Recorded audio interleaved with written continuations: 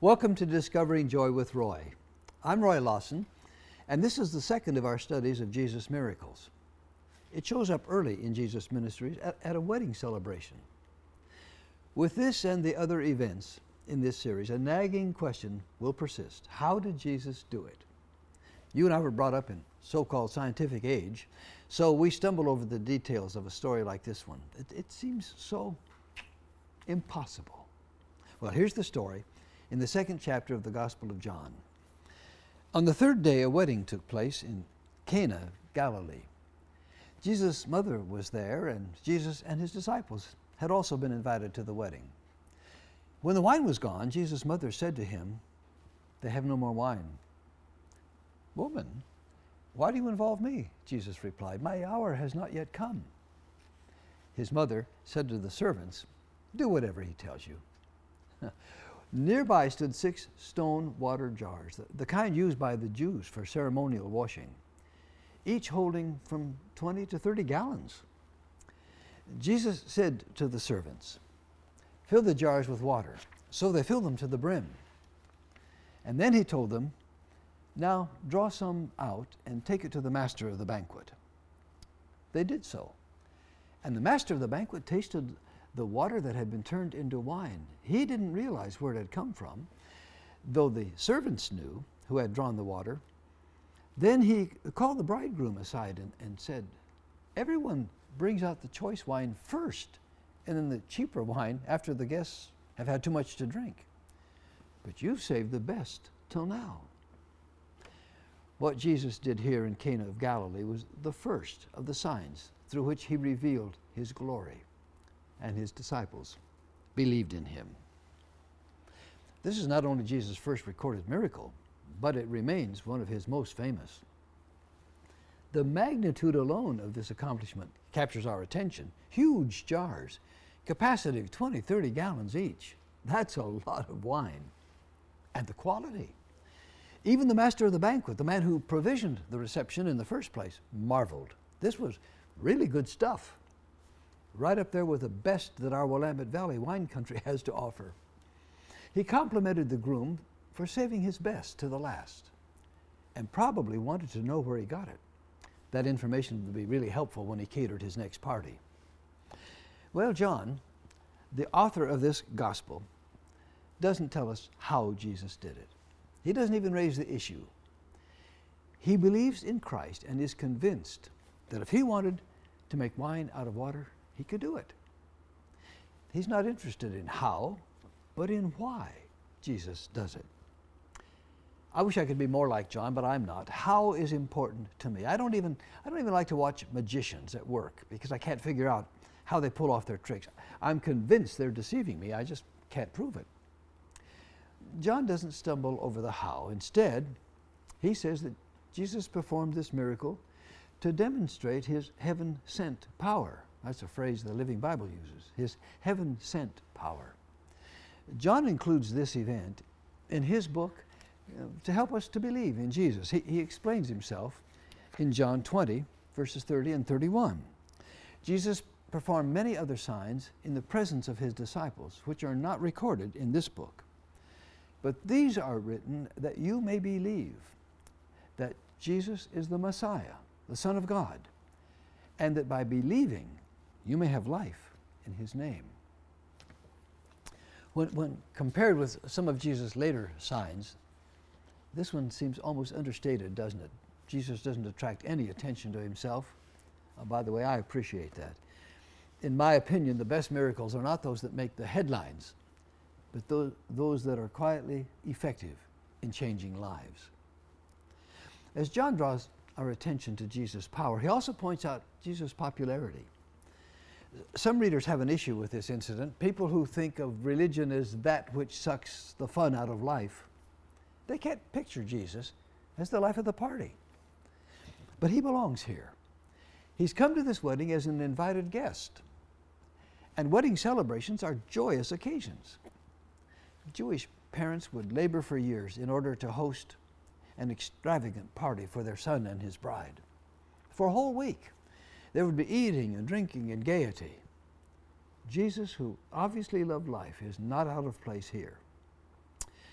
as I said, this characteristic of Jesus bothered some people, and not on just this occasion.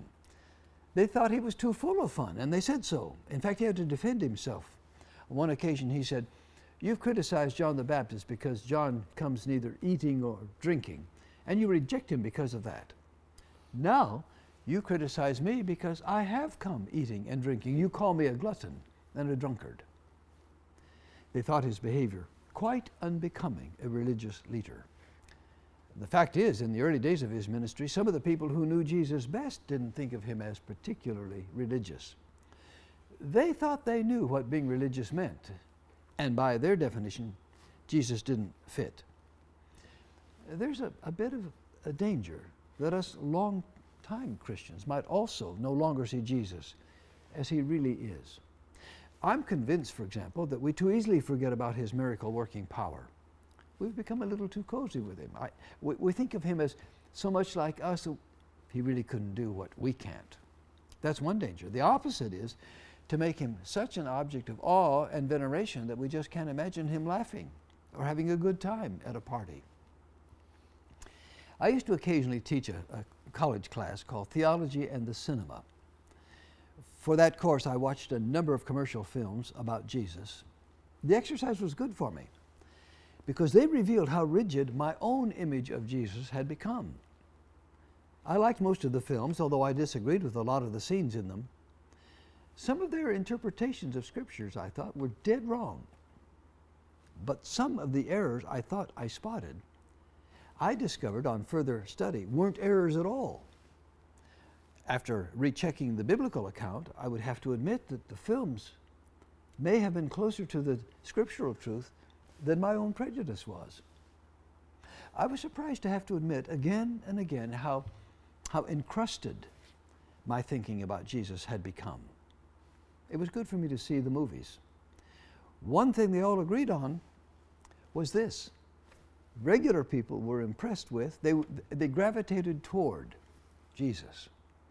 So here he is at this wedding party, certainly not a wallflower.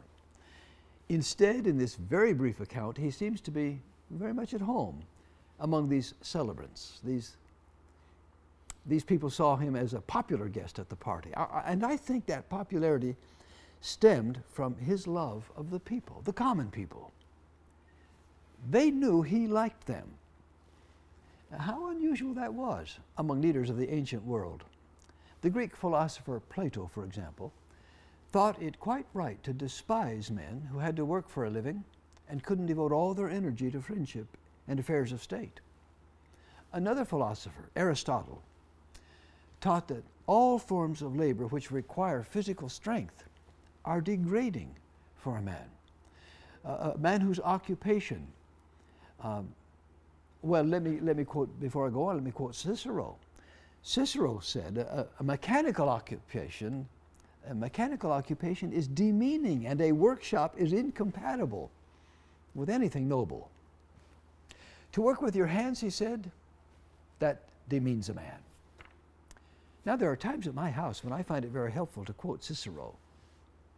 My wife, on the other hand, who doesn't know much about ancient philosophers, but a lot more about Jesus, quotes some of his teachings to me, and I always lose, and I have to do the chore. She emphasizes the fact that Jesus was a carpenter. He worked with his hands. So it wouldn't hurt me to follow his example. Well, on this occasion, we find Jesus at a wedding of common people, working people. If this had been a crowd of important, famous people, John would have told us. No, Jesus was there because of his love of people, common people, like you and me, and because he was loved by common people, like you and me. And it's his presence that dignifies the occasion and makes it uncommon. He bestows honor on all who are there just by being there. He's giving them the present of his presence. A theologian, Helmut Thielicke, tells a touching story, and it's been around quite a while, about this kind of bestowed dignity. He and some of his schoolboy friends developed a real dislike for another boy. He was what he called a pusher, a bully. And so Thielicke and his friends decided to gang up on him. and give him the thrashing they thought he deserved. Just before they were to do this, though, Tilike arrived at school at the same time that this boy's father was dropping him off. The father was considered the most distinguished man in town. When he said goodbye to his son, he put his hand on the boy's head and he patted his cheek, and as the boy walked off, the father waved to him until he was out of sight. Tilike said he could never look at that bully the same way again. He realized the boy hadn't changed. He was still a pusher, all right. But he was a son who was loved by a very distinguished man. And he said that splendor of another's love lay around him. I know how that works. When I was in high school, our principal was student enemy number one. We didn't like the guy. And in some respects, he deserved our dislike. We enjoyed talking about what we thought of him. But someone always spoiled our hate session. The problem was this. He had married a wonderful woman, and his wife worked at the school. She liked the students. She was unfailingly kind to us. She was a good woman, and she loved her husband. So whenever we were in the middle of a really good hate the principal session, someone would mention his wife, and that took all the sting out of our talk. We were forced to think a little better of the man because he was loved by such a good woman. She gave him a kind of borrowed dignity. Now this is what Jesus does for us common people. We don't think so highly of ourselves. We know who we are. We know our faults. Nobody really has to preach about sin to us. We get it. But we Christ followers also know that somebody very distinguished loves us. We too enjoy a kind of borrowed dignity. Well, it was a natural thing for Mother Mary to ask Jesus for help. You'll recall that no mention is made of Jesus' earthly father, Joseph. After Jesus, we don't hear about Joseph after Jesus became an adult. Joseph must have died, leaving Mary a widow with her growing family. Jesus was her firstborn son. So he became the head of the house. Mary was accustomed to relying on him. So she asks, and Jesus helps. I'm impressed also that he lets others help him. Instead of snapping his fingers to change the water to wine, he asked the servants to fill the jugs. It was always his way to let others participate in his ministry when it was appropriate. What that does for us. You can hear those servants boasting for the rest of their lives of that miraculous day and their part in the drama. My father did something like that for me. Dad was a grocer, had a mom and pop grocery store. And early in my life, altogether too early I thought at the time, he put me to work in his store. Some of my most vivid childhood memories of those days are of the things I broke or spilled. Like the watermelon that rolled off the scales after I'd weighed it, broke and splattered all over the floor. Or the broken jar of molasses that took forever for me to clean up. Or, seems like the dozens of eggs that slipped through my fingers. But I remember most of all that when I was 12 years old, Dad made me a bona fide clerk in his store. I stood at the upright cash register that we had in those days, checking out the orders. Now, I had to stand on a box in order to reach the register. But that didn't matter when I was 12 years old and I was helping my father. He made me feel I was needed. He gave me a sense of dignity, and I grew up faster.